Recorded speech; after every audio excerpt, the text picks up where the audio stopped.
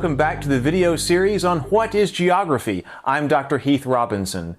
First we started talking about what the most basic question of geography was, which is where. Now we're going to talk about different ways that we can subdivide geography.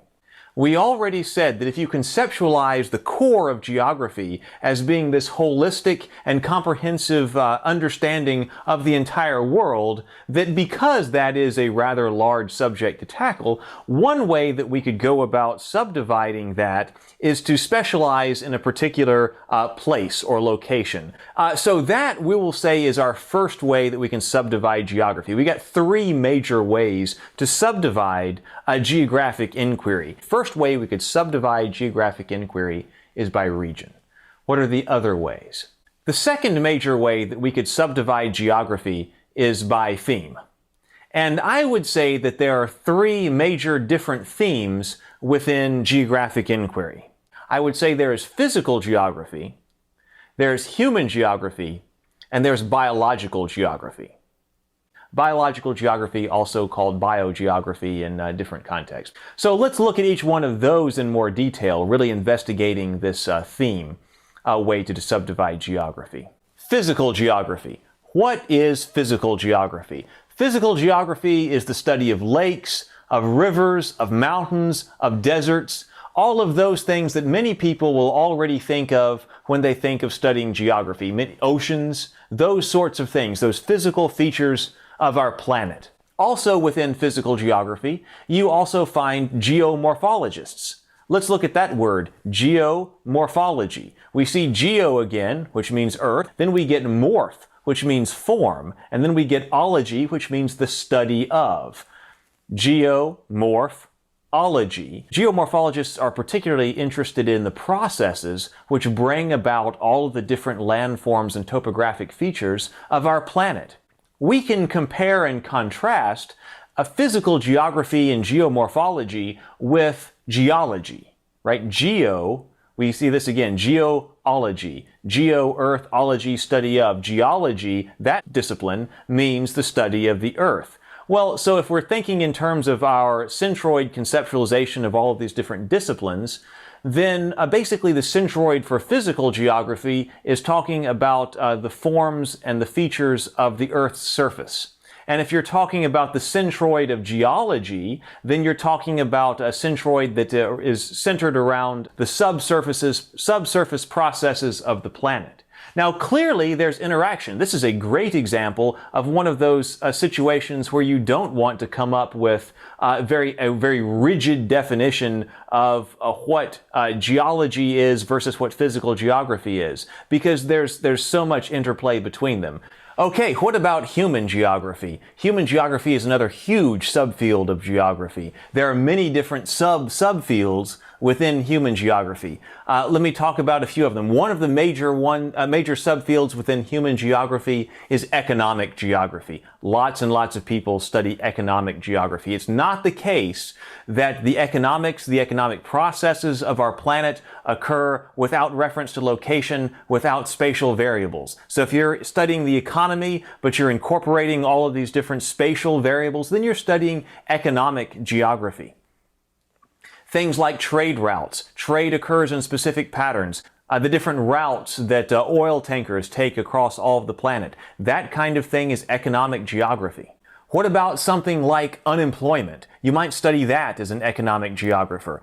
So what if, for example, you get an unemployment figure for the entire United States? You get, okay, at this particular time, so you get that number is an average across the entire United States.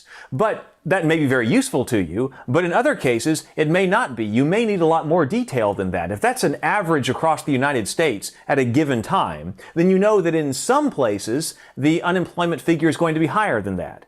And in other places, the unemployment might be much lower than that. So if you're an economic geographer, you would be very interested in, okay, so what's the geographic pattern here across the United States for unemployment? Where is unemployment higher than average? Where is unemployment lower than average?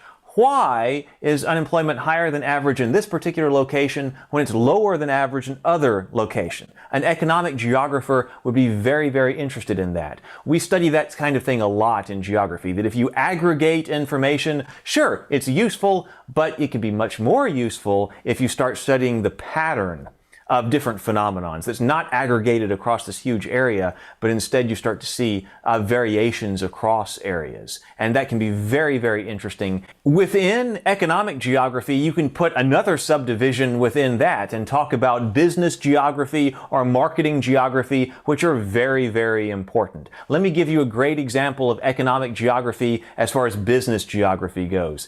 Everybody can probably think of a particular building in their hometown or wherever they're living that has had all different kinds of businesses in it. It's been everything. But it's always closed. It's been a restaurant, and it may have been several different kinds of restaurants. It may have been, a Mexican restaurant, a Chinese restaurant, a country cooking restaurant, all these different kinds of things, and it's always closed. Then it's been a used car dealership. Then it's been a cleaners. It's been all kinds of things, but whatever goes into that particular building, it's open for 3 to 6 months, and then whatever it is out of business. Well, clearly, whatever it is about that building, the variable that's important is not what type of business you put in there. An economic geographer who is specifically specializing in business geography would be very interested in knowing what is it about that particular location that is so bad for business. It must be that location that a business, whatever it is, for whatever reason, can't get established there. Finding out that reason would be sort of a business geography, economic geography kind of a thing. And if you're thinking about starting a business, then people consider business geography. You may know that in order to start a particular kind of business, you're going to need a certain number of people. They need a certain income level. You need a certain type of, all these different kinds of things for your particular demographics in order to make a business of your kind successful. And so before you just buy a particular place to put your business, you don't do that randomly, right? You don't want to locate your business randomly. Probably you're going to search out a particular location, a great location for your particular business. And in doing that, you're considering economic geography. And if you want to go get a franchise, if you're interested in a franchise for a particular kind of restaurant or any type of business, sometimes it's not the case that they will just say, yeah, you want a franchise, here you go, put it wherever you want. They will have very specific locational requirements for the kinds of places that a franchise of their particular kind can go, because they know the kinds of places where their franchise will be successful and know the kinds of places that it is not successful. You hear a lot, location, location, location. Well, then what are you talking about? You're talking about geography in that context. Other subdivisions of human geography, political geography. This is another huge subdivision. A lot of people, when they hear political geography or they think about politics, especially in the United States, they think about elections. And actually, in the United States, it is very much the case that our political process, our electoral process is highly tied to geography. Think about Congress, right? You think about, it's not the case that we elect a whole bunch of people to be in the House of Representatives and in the Senate and sort of elect them at large across the United States and say, now go, everybody, and try your best to represent everybody in the United States to the best of your ability and create laws and do your congressional business. That's not the case. We are operating in an extremely highly geographic political environment. When you're electing senators, each senator is specifically elected to represent a particular location. Our political units are delineated by geography. You have all the different boundaries of all the different states, and you get 2 senators per state, right? And so those senators are supposed to represent the state. It becomes even more local when you're talking about the House of Representatives. There are all kinds of maps that are drawn up for congressional districts. We say, now you go to Congress and you represent this particular district to the best of your capability, the people who live within this district, and then negotiate compromises and so forth with everyone else who is representing their district within the Congress, right? And we go to great expense, great effort to draw all of these political boundaries every time a census comes out and so forth. So our political process, especially in the United States, but it's true all the way across the world, that you can find location and geography in political processes. I know that especially in the United States, they think of those maps on presidential election night and that you've seen leading up to the presidential election, where every state is colored either blue or red, depending on whether the majority of the people in that state voted for the Democratic candidate or the Republican candidate, and people's different estimations for which way it's going to go, one way or another. That when you think about an American political process in that case, you think about electoral geography. You think about the geography of these campaigns.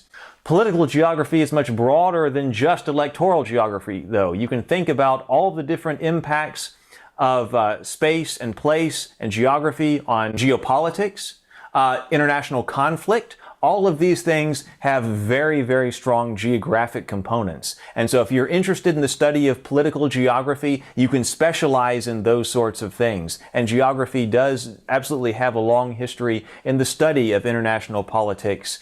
There are other subdivisions within human geography. We can talk about cultural geography, population geography, urban geography, transportation geography. All of those are huge subfields within human geography. We'll just talk about them in brief. Obviously, cultures are not uniform across the world.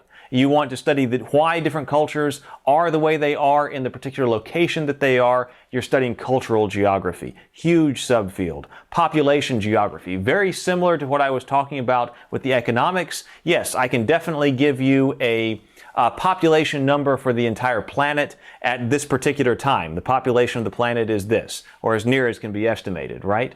And I could certainly give you a figure for the population density of the planet. But you know that that number is going to be a fairly limited utility to you because there is tremendous variability in where people live, in the densities of population in different locations around the planet.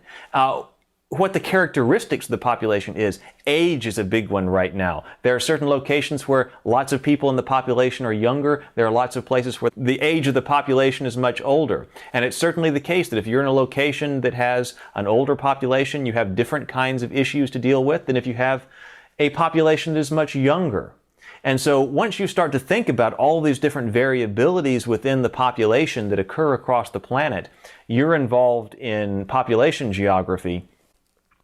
Urban geography. Some geographers specialize in studying cities. Cities can be so interesting. Once you really get into studying cities, the structure of cities, there is so much to learn. You know, I was recently in Spain and I went up to a bunch of different cities within Spain. And it was very interesting to talk to some of the people who lived in Spain about what cities they thought best represented Spain. You know, every city was different, but there's a different feel in all these different cities that I went to. And then different people who lived in the different cities would tell me why their particular city was most representative of Spain, why this city particularly exhibited the characteristics they most identified with Spain. And then somebody else in another city would tell me why their particular city was the city you needed to go to understand Spain.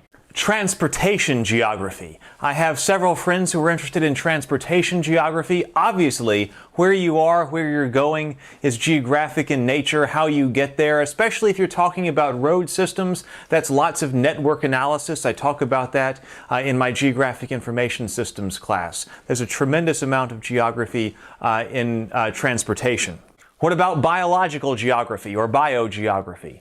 Biological geography is about the study of plants and animals. The distribution of plants and animals across the planet is not uniform. It's not the case that you find the same types and same numbers of plants and animals across the entire planet. There's definitely a geographic distribution to plants and animals across the planet.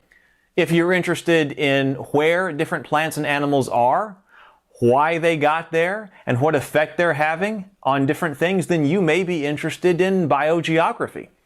All right, well, those are two of the major ways that we can subdivide geography, by region or place, and then by theme. There's still one more, and we'll talk about that in the next video. See you then.